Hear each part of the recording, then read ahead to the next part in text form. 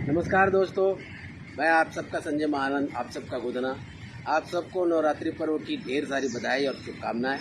दोस्तों, 12 अक्टूबर को हमारी फिल्म लिट्टी चोखा रिलीज़ हो रही है यूपी, बिहार, झारखंड में।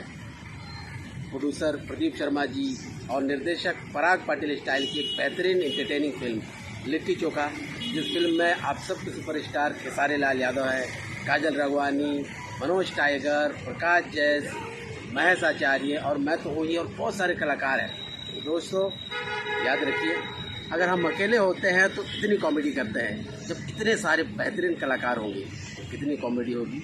तो कॉमेडी का फुल तड़का का मनोरंजन लेने के लिए आप तैयार हो जाइए।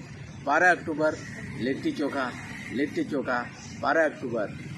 छोड़िए कलाई चूड़ी फूटल ये राजा, कमरिया से सड़िया छूटल ये राजा, कमरिया से सड़िया छूटल ये राजा।